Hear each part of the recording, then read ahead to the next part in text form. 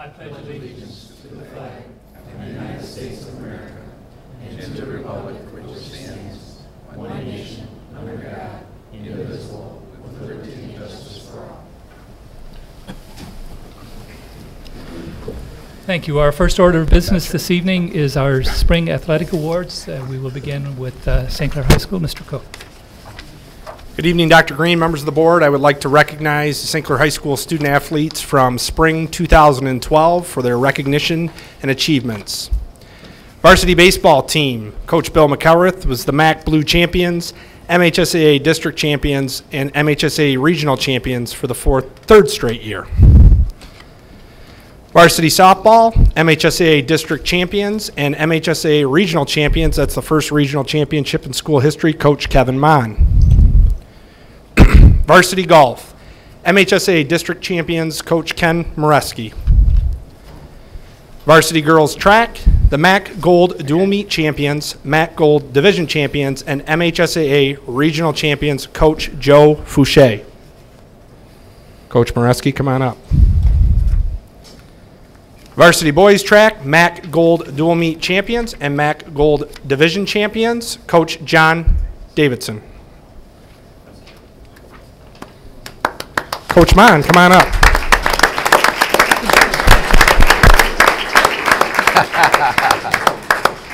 Varsity girls tennis, MHSAA regional champions, MAC Red Division Sportsmanship Award winners, and 9th place at the state finals, Coach Dave Klutz. For our individual awards, just a reminder for the board, many of our recipients for tonight are now attending college and will not be here to accept their award. But one of our big winners, Jacob Cronenworth from varsity baseball. He was all league, all district, all area first team, all region. He was the MAC MVP, the Times Herald Baseball Player of the Year, the Michigan Baseball Coaches Association East-West All-State All-Star Player. He was all-state first team and on the Dream Team as a baseball player for his senior year at St. Clair High School, now attending the University of Michigan. Jeremy Carroll, all league, all district, all area first team, all region. He was the Times Herald Male Athlete of the Year for the Blue Water area, and he was all state second team, now playing baseball at Wayne State University. Coach Bill McElrath was the league, district, and regional coach of the year and a national coach of the year finalist.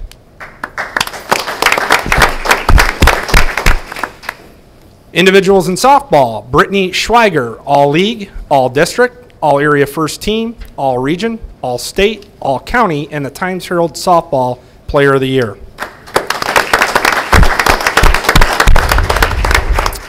Bailey Dembinski, all league, all district, all region, and all county.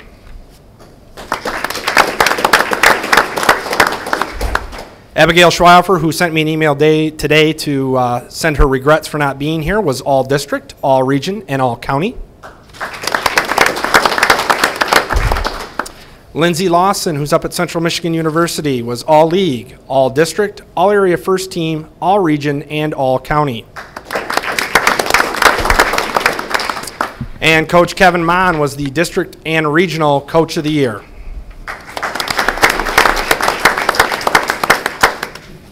In the sport of golf, Eric Hoodlin, all league and all area first team. In girls track, Kayla Belfour, all league, all area first team, and all region. Goldie Bruhan, all league, all area first team, and all region. Jessica Tippy, all league and all region. Laura Zenz, all league, all region. Taylor Stone, all league, all region. Kelsey Karen, all league and all region. And the Times Herald Girls Track Coach of the Year, Coaches Joe Fouché and John Davidson.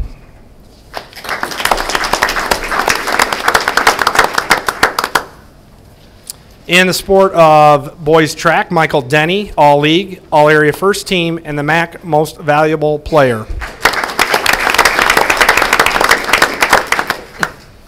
Cody Smith, All-League, All-Region. And Coach John Davidson was the MAC Gold Division Coach of the Year. In the sport of tennis, Abigail Shunk, All-League, All-Area First Team, All-State, MAC Red Division Most Valuable Player, and the Times Herald Tennis Player of the Year.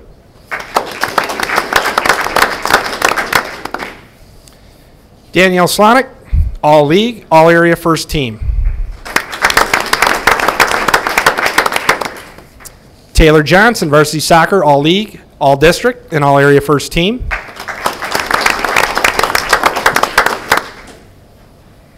And that is the award winners for St. Clair High School for Spring 2012. I'd like to call up Mr. Chris Ming, Assistant Principal Athletic Director at Marine City High School.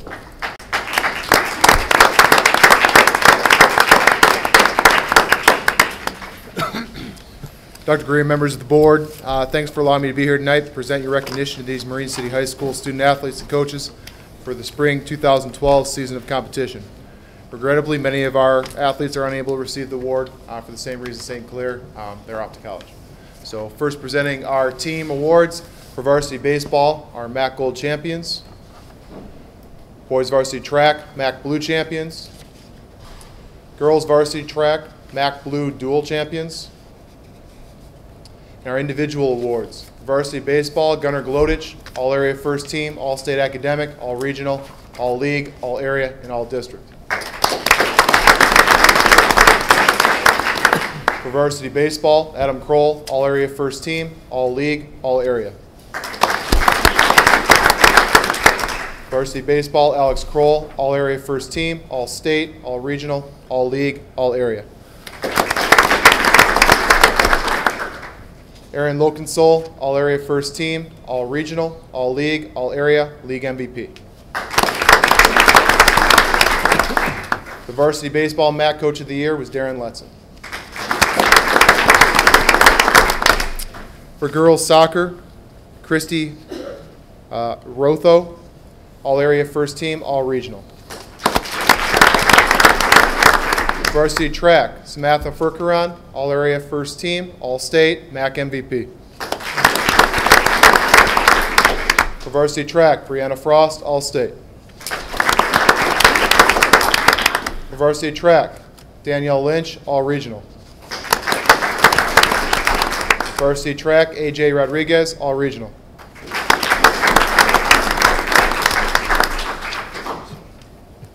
Varsity track, Tate Sapienza, All Regional.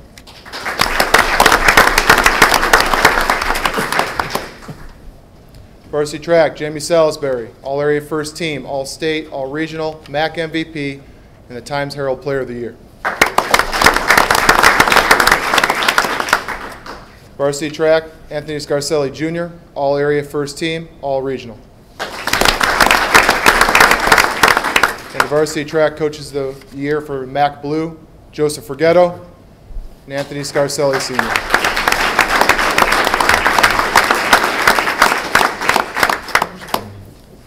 For golf, we have All Area, Tyler Warzeniak.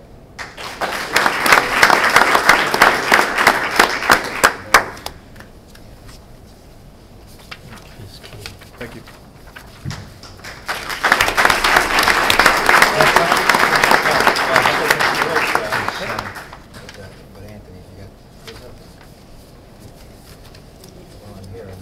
Yeah.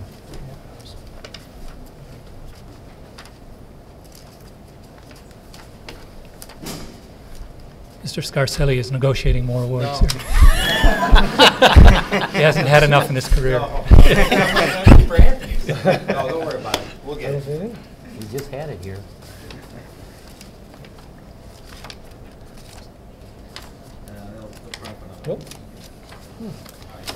We'll be sure that Anthony gets it. Move on to the, I should also say to those of you who don't normally stay for the entire meeting, if you would love to stay, we'd love to have you. If not, we understand you've got busy schedules.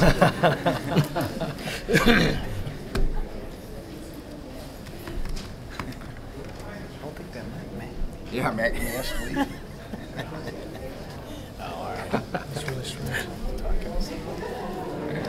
was running.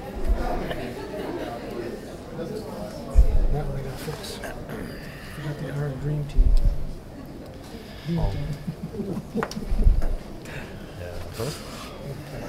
Presumably that mass exodus was not a reflection on Mr. Alley's presentation, which we're about to have at St. Clair Middle School. Welcome, Mr. Alley. Thank you, Dr. Green and members of the board. Luckily, I'm used to people getting up and walking out when I stand to talk.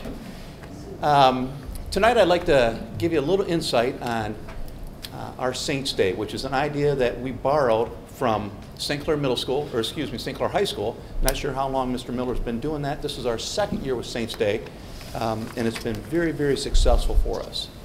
Our Saints Day is when when students come in before the first day of school. They come in August, and they receive their schedules, their locker comms, their student photos, IDs, textbooks, tour of the building, all the things that they want to do, get out of the way before school starts. We've had great participation in the last 2 years. We've had well over 90% of our students participate in Saints Day.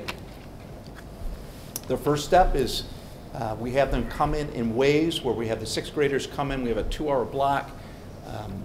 Last 2 years, we started at 11 o'clock until 1 o'clock for 6th graders. 6th graders are very eager, so we start at 11, which means they start lining up at 10 o'clock. First step is they get their schedule.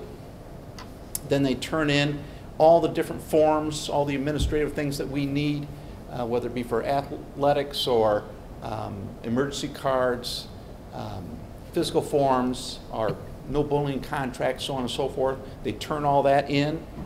We pull all the things out of the student bookstore. We let them look that over, which they enjoy. Nothing's better than buying a sweatshirt in August.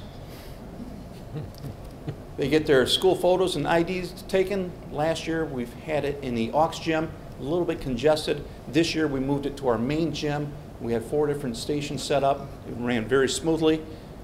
Once they get their IDs, they go up to the media center, check out their books.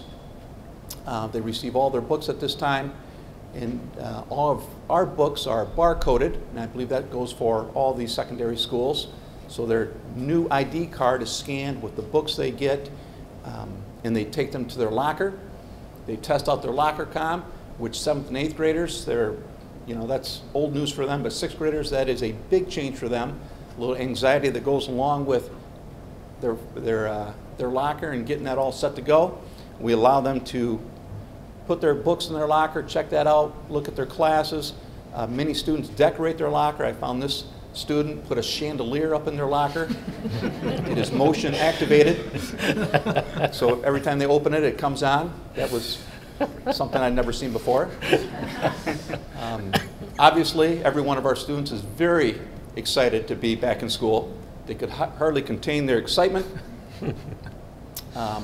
Our goal with Saint Day, one of the reasons we went to it, obviously, was not only to get some of the bookkeeping matters out of the way, which from a staff standpoint just takes forever, but also is to relieve some of the stress. The kids all want to know what their schedule is. They all want to know where their classes are. They all want to see their friends again. And this is an opportunity for them to do that, especially the 6th graders. I mean, this could not have worked out better, bringing the 6th grade in and their parents, and it just takes a real edge off of the first day of the first week of school, where they come in ready to go. They're more relaxed. They're not white-knuckling it. They're not worried about, how do I get from one class to another. It has been a very, very positive experience for us, as you can see by that snapshot. That was some of our helpers that help with the distribution of books and showing new students around. And just like our first year, second year was a big success, so we think this is something that's going to continue at St. Clair Middle School. Any questions? Questions, Mr. Allen? Mr. Kletch? I think this is not a requirement. No. Correct? Okay. Peer pressure wise, it is, because they all talk to each other. What class do you have? Are we in the same? Well, you won't know unless you show up to Saints Day and get your schedule. So that's really what we hold over them. We don't pass out schedules. They don't get their books unless they show up to Saints Day. And like I said, we're well over 90% participation. Yeah, that's very good. It is really been great. If he was here, I would say it's one of the few great ideas Ron Miller's had. But I won't say that because he's not here to hear that. But St. Clair High School's been doing it now for a while, and obviously we got on their coattails, and it's been a very, very positive thing for us. And parents love it. Just a follow-up to that question, for that 10% or whatever who can't or don't make it, is that what they do the first day of school? Correct. And in the 10% that can't, I bet you 99% of them contact me beforehand. It's a family vacation has been scheduled. It's not like they're just hanging out downtown and don't show up. So what happens the following week, we allow them to come in and get their schedule, so they know where they're going. But the pictures, they have to wait until the first Thursday of school. We have the photographers come back. That's when they get their pictures, their IDs. The first day of class, the teachers will send those kids to the media center to get their books. And we collect all the paperwork at that time. Okay. Mr. Kenny, questions this side? No. This side? Thank you, Mr. Alley. Thank you. Very good. Our next item of business is the consent agenda. The motion would be in order to approve the consent agenda, including the approval of minutes, payment of bills, financial statements, schedule of investments, and approval of teacher. So moved. Moved by Mr. Kletcher. Support. By Mr. Richley. All those in favor signify by saying aye. Aye. Opposed? Motion carries. We'll now pause and recognize anybody wishing to address the board, as is our custom. Individuals wishing to address the board fill out these green cards, and we take them in the order they're filled out. So tonight we have Mrs. Colleen Stover.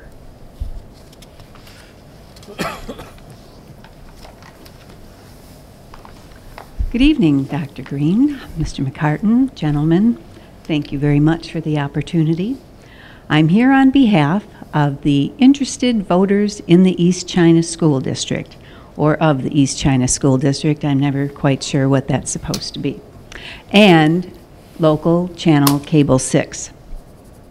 I would like to invite all East China School Board member candidates who will appear on this November's ballot to a meet and greet session here in this boardroom on Thursday, October 25th at 7 p.m.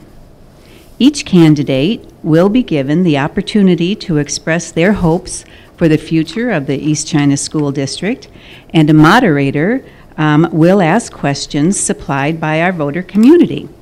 After the question and answer period, we'll have light refreshments and a meet and greet for anyone who has come here to see them. And Paul Dingeman has assured me that Channel 6 will repeat the program on his station on the 26th of October at 2, 6, and 10 p.m., and then we have to take a short break for football the rest of the weekend, but he will show it again on the 1st and 2nd of November, and plenty of time for people to watch and discuss and make their choices.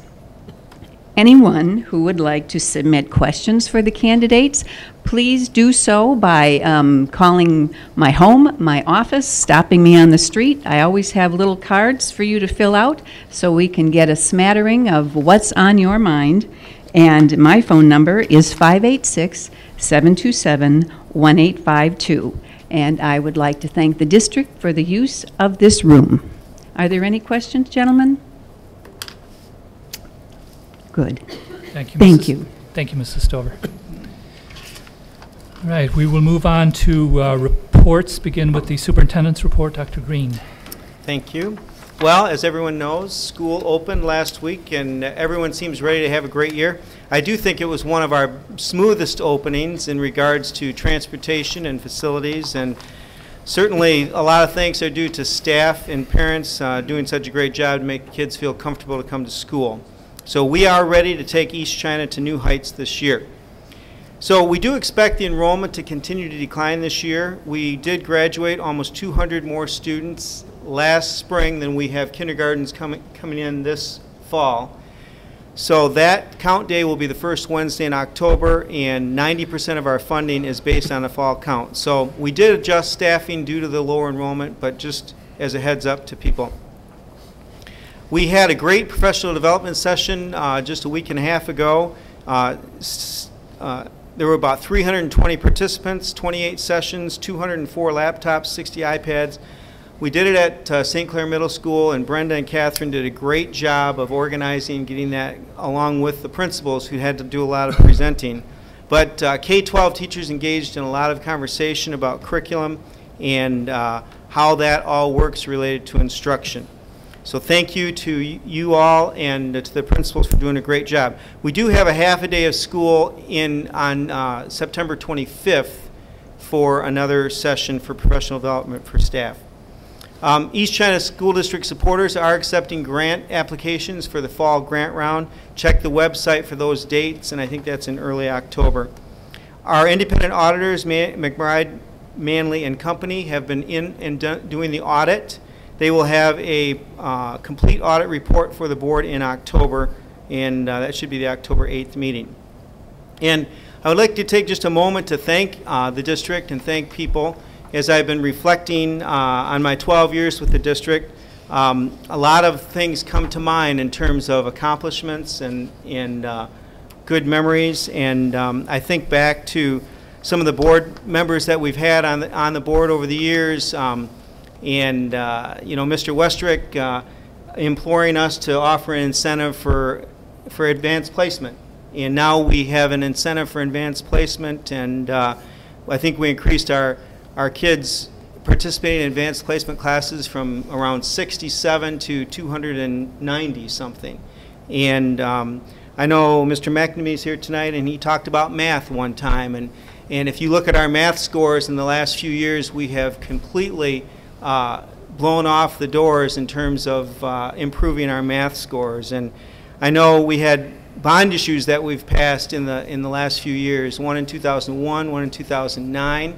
And I know John Folsky at every meeting all the time helping out with trying to get those bond issues passed. And I think to Mr. McCartan and always talking about process, and let's follow a good process, and let's make sure that people have their voices heard, and that we consider other views.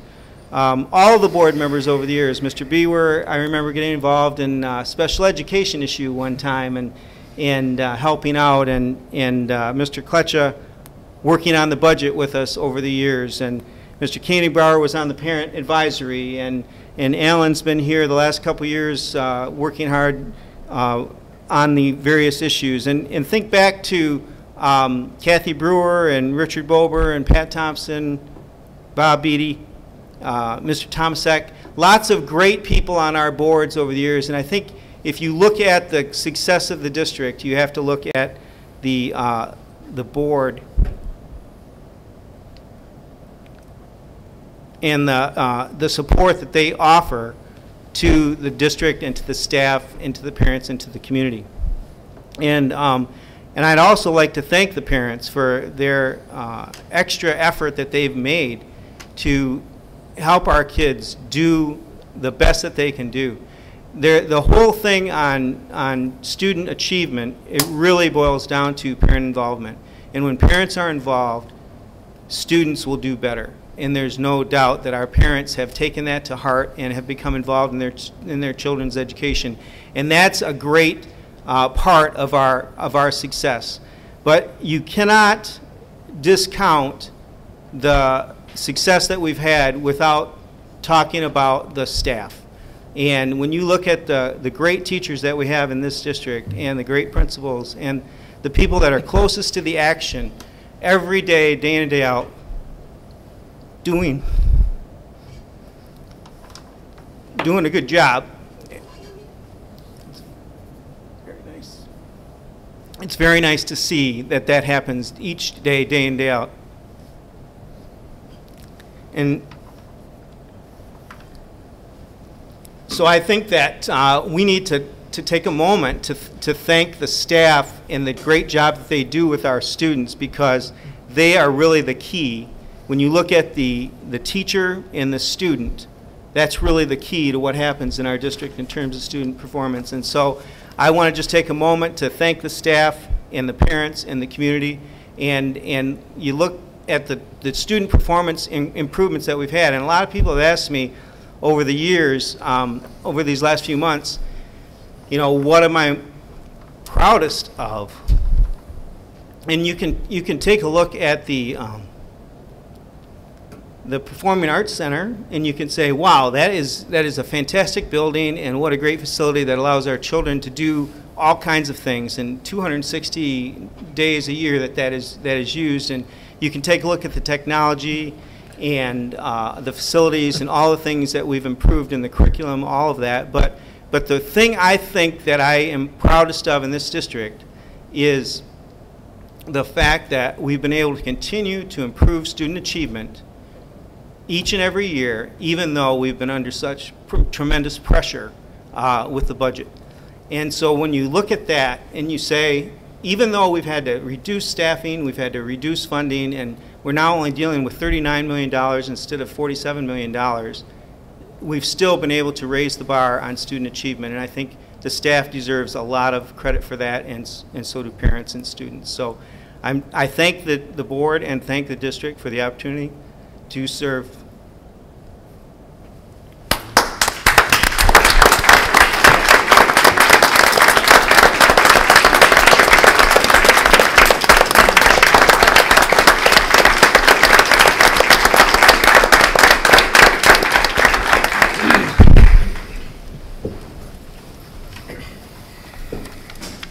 Thank you, Dr. Green. We will move on to the STEM program. Mrs. Tenniswood. Good evening, Dr. Green, members of the Board of Education. I have to say that's a tough act to follow, but speaking of things to be proud of, I think the inception of the STEM program is something that is definitely new and exciting, and I'm very pleased this evening to provide you an update. So STEM. Science, technology, engineering, and math, and this is actually a picture of one of our STEM teachers' boards. They are wholeheartedly embracing this and moving forward. So our philosophy behind STEM, when we looked at embedding or implementing a new program, we really wanted to put a program in place that was project-based, in which students had lots of opportunities to apply really deep conceptual understanding, but do it in a way in such that they had to know the concept and be able to apply it in a real-world way. So we have adopted Project Infinity as one of the key frameworks for the STEM program. Project Infinity is a nationally renowned STEM curriculum which aligns really nicely with the new Common Core state standards, and it provides those powerful learning opportunities that we're all about with the STEM program. So as you know, this year we are implementing the STEM program at Marine City Middle School and St. Clair Middle School for identified students at the 6th and 7th grade level. And there are 3 courses embedded within the STEM program. There's a math class, science class, and then a STEM hour. All right, so what is it that we hope that our STEM students will do this year? Develop creative and critical thinking skills. Both of those are very important. Conduct independent research, collaborate, use relevant technology applications, and design and build innovative models. So where are we at this time and place? Well, we've done a lot of work since I last reported last March. We have established our vision and framework using Project Infinity. We've created grade level specific units of study and worked to align math and science, all 3 courses together. Then this summer, I'd really like to thank our teachers who came out for a week during July to be involved in professional development. The other thing that we've worked very diligently at is to really embed some great technology applications and hardware into the units of study.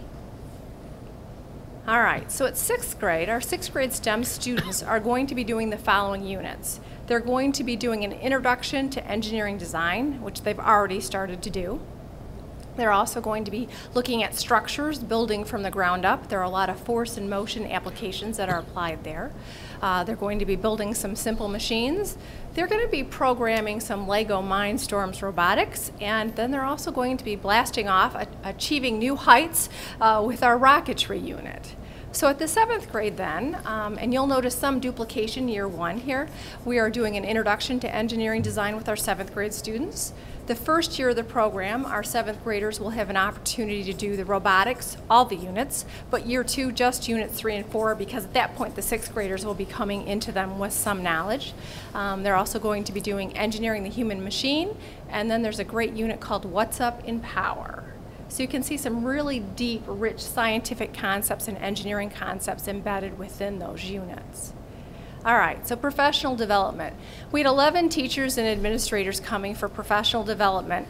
And when you send a memo out to teachers saying, guess what, you've been selected to attend a week-long PD in summer, the response usually is not yippee. But I have to give our teachers credit because they came with a very positive attitude, and the PD was some of the best that we've ever experienced. Very highly interactive, engaging, thank goodness, and it really represented the learning conditions and content to be implemented in our STEM program. So what we experienced as teachers is what we want our students to experience. So I've got a few photos and then a couple of quick video clips that hopefully will give you a kind of the bird's eye view into what happened during that week. So during that week, we were all really busy. The teachers designed water systems with redundant systems, fail-safes. We built speakers. We built prosthetic legs. The design concept was very important there. Designed and built newspaper bridges and had a pretty stiff competition to see whose bridge was the strongest. Programmed Lego Mindstorm robots and built and launched rockets. And thankfully, I must say that no buses or people were injured in the launching of the rockets. All right, so here we are with our water systems. This is part of the sound unit. It was very warm that day. Building rockets. One of the newspaper bridges. Further testing of the newspaper bridges. All right, and what you see on the table there is one of the Lego robots. And we started with very easy programs, just sending it down the hallway. This was a higher order program in which we had to program the robot to read a light sensor, and the teachers did a great job testing their model multiple times. So we've got a clip, and then immediately following this clip is one of our successful rocket launches. There we go. You got it. That's pretty neat. Woo! Come on, fly! Oh, you fly! Uh-oh. Uh-oh. Oh, come on! Open! Oh, and it crashed. Come on! It's okay. Perfect. Yay! That's the same joy and exhilaration we hope our students experience in these units as well. All right, so what about our students? You know, when we look at our students that we think would be a perfect fit for STEM, they are our students that are keenly interested in math and science, they're passionate about learning, they're self-directed and motivated, and they also have the aptitude for learning pretty rigorous content at an accelerated pace. And so we've started already with some of the first units with the STEM program, talking about what do engineers do, and so here are a group of students from Marine City Middle School up on the Smartboard thinking through that. And then they started to really look at what is the engineering design process, first with a simple sorting activity. Here they're doing research. Their task was to design a doghouse. Their next task, starting tomorrow, I believe, is they'll be given some materials, and their task is to design a safe wheelchair ramp, and they're actually testing it with model cars. So that's what's next for our STEM students. For us with the program where we're going this year, we're going to continue to do sustained professional development to ensure that we've got good curriculum alignment between the modules and between the 3 hours in STEM class.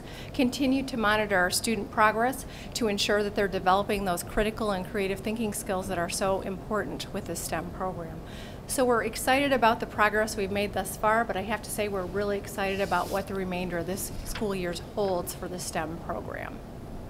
Are there any questions? Questions? Mr. Kletcha. How is it determined that it's 6th and 7th grade, Brenda? I think a couple things. One thing, we were really looking for a program at the middle school that we could provide some more rigorous, accelerated learning opportunities. And we had the FOSS Science kits at 5th grade elementary that we thought offered good differentiation, but we were really feeling like, gosh, we needed something more at the middle school. Mr. Polsky. Do you have room for more students that are, if you could add more classes, or are you maxed out? Or This year we are maxed out, and that's one of the things we're going to be monitoring is our identification process. So we have one class each of 6th and 7th graders at both middle schools, and so for this year we are full. Okay, but there's a chance to expand if the candidates are there? If the candidates are there, and I think that's one of the things that we're going to be continuing to monitor throughout the school year. How well did our initial identification process work? Are we getting the right pool of students? And, you know, what's the power of the learning that's going on in our classrooms? Okay. This time next year, whatever, can you give us an update of how it progressed along? Absolutely. In fact, I know one of our STEM teachers already contacted me and said, gee, do you think we could come back even maybe in the spring of the year and give the board an update on what more hands-on what the students have been doing throughout the year? So the teachers are definitely interested in providing some more updates. Okay, thank you. Mr. Kenningbaum. Do you know in the design on the wheelchair ramp, is building code part of that project? Is building code part of that project? I do know that they look at the requirements for getting the wheelchair safely from one spot down, but off the top of my head, I do not recall if the building code is part of it. I can find out for you if you like. Well, it's just an idea for something to introduce the students to. It's not so much whether it is now or not, but if you looked into Americans with Disabilities Code, there'd be a lot there. It might be a good thing to introduce them to. I think that's a great suggestion. And one of the things, honestly, we're hoping to do with the STEM is to make this as real world as possible, and also, you know, what great opportunity for kids to do additional research that has real meaning. So, thank you. Thank you. Mr. McNamee. You're aligning this with the Common Core. Could you tell us what the Common Core is? The Common Core state standards are new standards that the state of Michigan adopted about 18 months ago now in ELA, math, and there's also content standards in literacy for science and social studies. And so they are now the new Michigan expectations, if you will. They're replacing the grade level content expectations as well as the high school content expectations. In other words, it's the core of the state is saying this is what you must meet as a school district to teach your students. Yes. All right. Thank you. In terms of the public, this program is not, first of all, it's got to start somewhere. So you take 30 out of each school and you progress and you build. And those students next year will be back, hopefully, and the program will probably grow with them as they continue on in various forms through their high school career. When they're talking about Legos and shooting rockets and things, those aren't just toys. When they talk about Lego Mindstorm, what they're actually talking about, the Mindstorm is a computer brick that actually the children learn to program themselves. So it's not just turning a dial. You literally will learn to program it because it is a computer, and it will perform functions accordingly. So for example, your little robot's going to go in one direction, and then the sensor is going to tell it that there's a wall in front of it at so much distance, and therefore it's going to turn left or it's going to turn right. And it's going to make a lot of judgments based upon the programming. It may pick up things based on the programming. These things don't, it's not a wind-up toy where you send it and it just does things. So it's a lot more involved. So when we talk about programming, these kids are going to learn a lot. They're not going to learn it in the first week, but they're going to learn it eventually. And these kids are very astute at this stuff. What's interesting is that in Michigan, there's a thing called the Maker Faire, and it's essentially almost the grandfather of some of this stuff, including Lego's Mindstorms. And the three major maker fairs in the United States are in San Francisco, New York City, and Detroit. There are a lot of what they call minis elsewhere in the country. The reason Detroit is so much a powerful force in this is because of the engineers that are here, and they've obviously have a tremendous need for engineers, not only in Detroit but elsewhere. So all of this long term is going to help our children move into this new world that we're all going, well, we're not going to be dealing with as much, but they are for the rest of their lives. And so I think this is anybody who just thinks that they're shooting off toys and things, it's just not the case. This is very intricate, very involved, and it's a wonderful experience. And yes, Mr. Folsky, I'm sure it will expand, but you put one foot in front of the other first, and the old Chinese saying, the longest journey starts with a single step. And I think that's where we're going. Excellent job. And thank you to you and the other people, Dr. Green and the other folks who came up with this for our students. Thank you, Mr. McNamee. Other questions? Thank you, Mrs. Tennyson. Good job. All right. We will move on to item 7, action items. For purposes of discussion, a motion will be in order that the board approve the agreement with Mrs. Knuth as interim superintendent effective October the 10th, 2012. So moved. Moved by Mr. Beaver. Support. Supported by Mr. Folsky. For board members, as you recall at the last meeting, you directed me to go out and have discusussions with Mrs. Knuth relative to an arrangement for her to take over the interim superintendent job effective on the 10th of October. I have done that. What you have at your place tonight is actually 2 documents. One is, I figure the context made more sense if it was this way. One is the existing contract with Mrs. Knuth for her existing responsibilities. And then on page 17 is an addendum to that contract, which in the first paragraph describes her agreement to perform the duties of interim superintendent. In the second paragraph describes the reimbursement for those duties as interim superintendent at $85 per day effective October the 10th. So that is sort of, I guess, the nuts and bolts of the agreement. So entertain questions or comments. I do appreciate the input that I've gotten from board members to get to this point. Mr. Richard? I was wondering if it doesn't look like that there's an expiration date on the agreement, or am I not seeing it there? Well, that's a very good point. I mean, the expiration of this arrangement will be somewhat dependent on what this board or the next board decides as to how long you want to extend it, or if you want to take it down a different road. So this is open. You're right. This is open-ended with just a start date. So it will end at the point where this board decides it no longer needs that service. Okay. And I guess I have a couple of comments and some rhetorical questions. First and foremost, I want to make very clear that the reason why I voted no at the last meeting was not a attack on Mrs. Knuth, and that was not that I didn't. It wasn't that I thought that I didn't think that she had the ability to serve, because I believe that she does.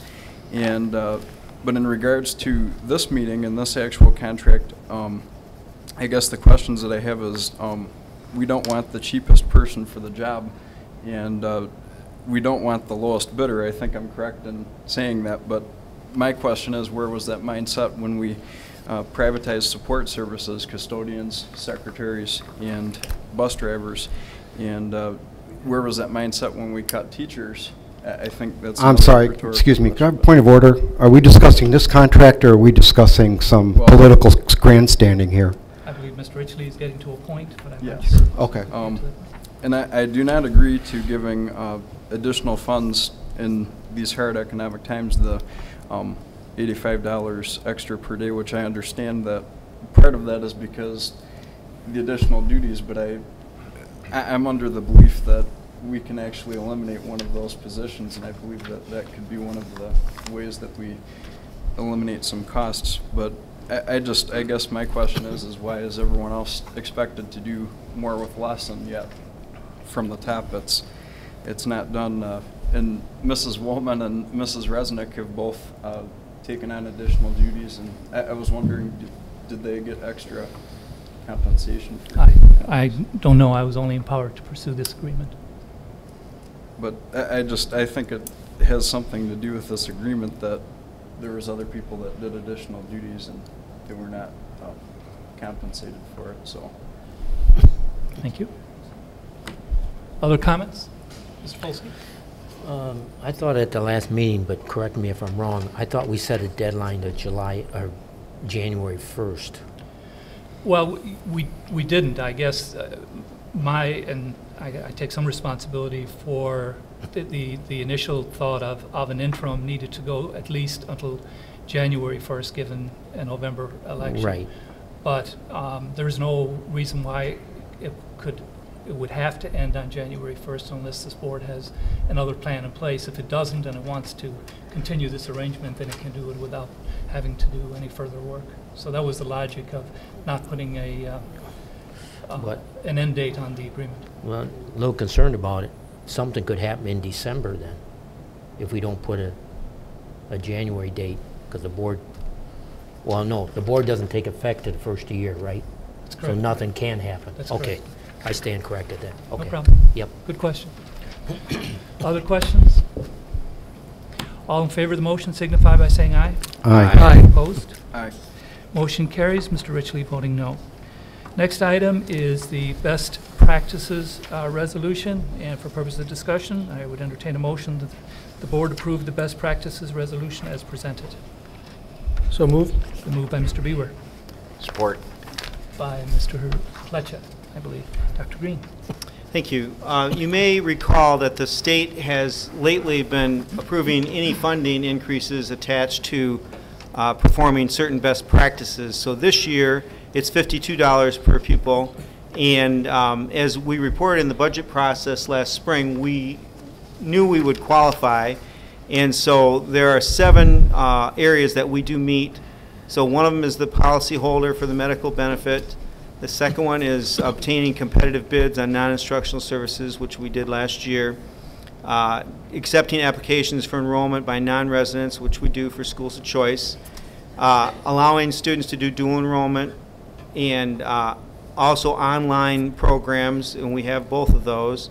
And then providing a link on our homepage for the URL, which links people to the Michigan School Data Portal. And then last, it's physical education and health education, consistent with the 03 and 04 state board policies. So we do all of those things, and so we need to pass a resolution stating such, and then we will send this in, and so it will be included in our finances. We have budgeted for this money to be included this year, so this is just really a part of what we need to do. Questions for Dr. Green? Mr. Richley? I have a question about the competitive bids. Of course, we went up for competitive bids and awarded those competitive bids to the lowest bidders, but what I was wondering was... well, let me just correct you there. We didn't award any bids to the lowest bidders. We bargained contracts with our employees, and we actually protected all of our employees, so we didn't privatize like you said earlier, so just to make sure you're correct on that. We didn't award any bids. You know that, right? Yeah. You sit up here, don't you? Well, okay. With PCMI, I'm talking about with... We didn't award any bids to PCMI or anybody else. Others privatized. Well, we haven't privatized anybody. Every existing employee that wanted to stay here has stayed, so it's not true that we awarded any bids, so... I would ask that let's focus on the motion. Well, I'm just trying to correct a wrong statement, but the thing that I was wondering, I was going to ask it during the superintendent's report, but the retirement reform that happened, is it correct that districts that went with privatized services or currently go through privatized services are going to be taxed? There's like a 20% tax. No. What they're considering doing in the second year of the retirement reform would be to to do the rate on your total budget instead of on just on your payroll. But actually, we make out better on that rate because we haven't privatized compared to some districts. So almost all of our employees are direct employees. We just have a few that are under contract with PCMI. So we would make out well in that situation. But all future employees are going to be under PCMI. It depends on, we have that right as we've had since 1994 to do that. In 1994, Public Act 112, they allowed, the state approved that you could privatize non-support, or excuse me, support services, non-instructional services. Mm-hmm. So we've had that right since 1994. The only thing that we did this past year, which you may not understand, is that we actually sat down with the union and they asked us to go ahead and do that if we needed to. So we don't still have to do that. We have the right to do it. We've had the right to do it since 1994. So whether or not we do it or not is immaterial to any issue with this resolution, because we did do the bids as were required. Other questions? Hearing none, all those in favor of the motion signify by saying aye. Aye. Aye. Opposed? Motion carries. The next item relates to Freedom of Information Act fees. I've asked Dr. Green to give us a little background on Freedom of Information Act, and then I will entertain a motion specific to a specific request related to the Freedom of Information Act. Well, Board Member Alan Richley did request that FOIA fees be placed on the agenda for board consideration because he would like to have the fees waived for a recently received FOIA request. We receive about 20 or so FOIA requests every year asking for a variety of informations. Some of them are from citizens in our own district, some of them are from outside agencies. But we have a very consistent practice of following all the regulations established in the law. Some of the requests that we get require no search and retrieval time, so there's minimal or no charge made. Other requests are much more complicated and require significant district staff time to fulfill the request. The estimate of the charges is made on the lowest rate of pay of the staff member that can fulfill the request, so that's the secretarial rate. So that's $22.30 an hour, and that includes our FICA and retirement costs, since those are direct employees that we have. Does not include the health benefit costs for those employees. So if there's going to be a charge for a FOIA request, the requester is informed of the estimated charge prior to processing the request. If the estimated charge is $50 or more, by law, half the fee can be required and is required prior to the beginning of the processing of the request. So this particular FOIA request is regarding costs and various supplies and things with our food service program. As you can see on the following pages, all the things that were requested is estimated to take about 11 hours of district staff time to look up, retrieve that information. We do have a lot of information that is already posted on the web, including our audit, which includes these types of things. In particular, the food service program, there's an actual page on the audit that includes the food service program. But anyway, several secretarial and administrative positions have been reduced, so time to do extensive search and retrieval of information is limited. So district staff time that's used for should be used for district functions, and if an individual request requires time to fulfill, the district is compensated for that time. So we are recommending that the FOIA fees not be waived for any requesters. Questions on FOIA just generally for Dr. Green?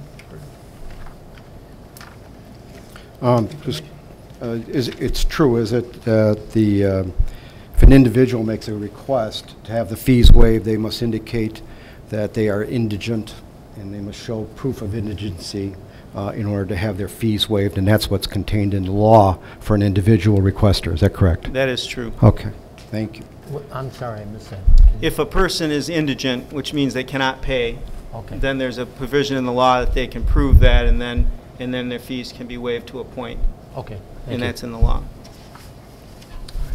I know, Mr. Richley, you made this request, so I'll give you the prerogative of making the motion. For the purpose of discussion, I would like to make a motion to waive the fees for Mr. Hughes's FOIA request. It's been moved. Is there support? Support. and supported by Mr. Beaver. Further discussion, Mr. Ridgely. First of all, in light of what Mr. McNamee just said, I think just looking at the fact that Dwight Hughes is a student, I think, I mean, $260, I think if you think that a high school student can afford that, then that's just ridiculous. I don't think a regular citizen could afford that, let alone a student. So I think, and not only that, but there's not an obscene amount of requests. 20 per year is less than 2 a month. And you know, a lot of other places get more than that, and I think that the other thing too is transparency. The fact that I think that we should be transparent and open with the community, and I think that in this case we're kind of hiding that information from the public if we're going to be charging $260. And I would suggest, since it's a digital, you know, it's kind of a new digital age, and with all the technology and everything, I would imagine that this stuff would be right at your fingertips. I mean, that's what I would imagine, but that's why I suggest that we. Thank you, Mr. Ridgely. Mr. McNamee. Well, I appreciate that Mr. Ridgely has a big imagination. The fact is that when you say it's transparent and hiding from the public, nothing's being hidden from the public. They can go online, they can find all this information. If we're just going to say, well, what the hell, we're just going to give everybody whatever they want, no matter what the cost is to the school district, makes no sense to me. The law's already been provided. There are rules to follow. We don't know if Mr. Hughes is indigent. If he wants to file affidavits saying that he is indigent, he has that right. So far, I haven't seen anything to that extent, and so I'm not going to assume his situation. And I'm flabbergasted, frankly. So, thank you.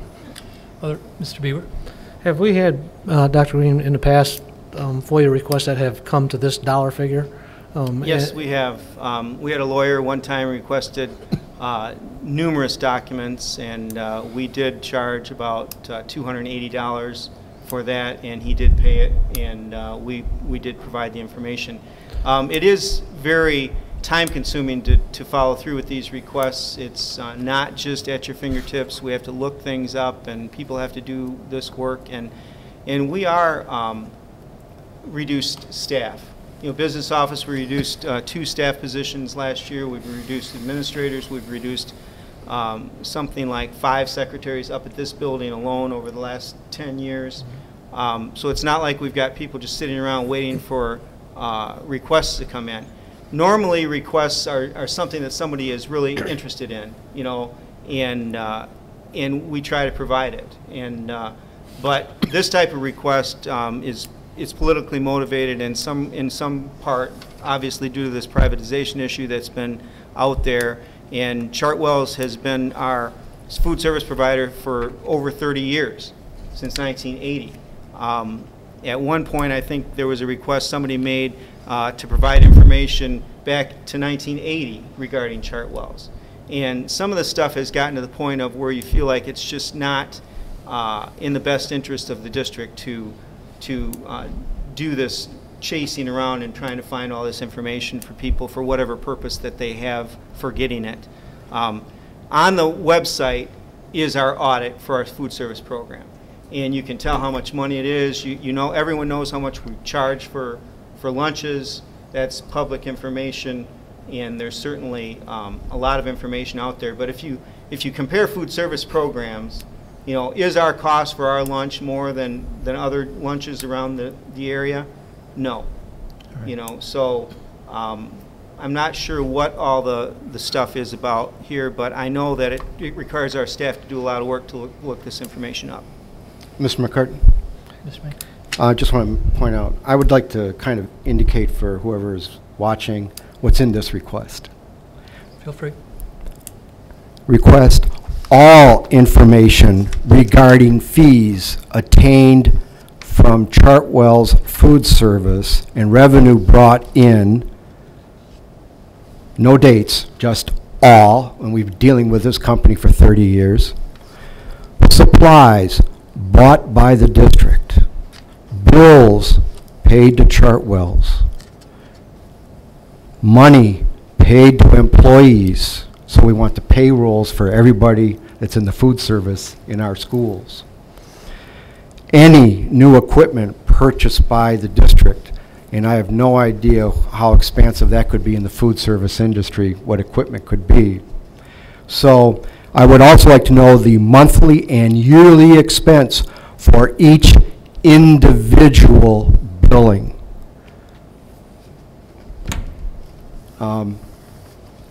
Less than focused or tight. This is a fishing expedition by somebody. I'm completely opposed to waiving this. This has nothing to do with transparency. This has to do with more grandstanding and wasting of time. Thank you, Mr. McNamee. Anybody else who has not yet spoken? Mr. Richley? First of all, I wanted to say I've always been taught to treat others how you want to be treated, and Mr. McNamee, I'll always at least try to treat you with as much respect as I can. And on the issue of the fact that you look at the audit online, I think the thing that you got to look at is there's no specifics, and because I looked at it and it's just kind of a generalized expenditure of things, and personally, I think that it is an issue of transparency, and I think details and specifics are important, and I think that that's important for the community, and I think, you know, I don't know if we want open and honest government. I think looking at details and specifics is a big part of it. Thank you, Mr. Richmond. Mr. Beaver. Just a question, Dr. Green. Can you give an example of a FOIA request that we would have done at no cost? Some people request a staff directory, which we publish, so we send that out. My contract has been requested numerous times. We have had requests for certain documents, like let's say a budget or like a building budget. Back when we switched schools with Washington and Bell River, somebody requested they wanted the Pine River building budget and the Bell River building budget, so those kinds of things. Generally, if it's just one page or if it's just something that's readily available, we can just give it to someone. But sometimes there is some lookup costs involved, and so sometimes there's a minimal charge. Okay, thank you. All right. All those in favor of the motion signify by saying aye. Aye. Opposed? Aye. Aye. Motion fails. Our last item of business is the board calendar. You have before you, takes from September 2012 through September of 2013. Nothing else to come before us. We stand adjourned. Thank you.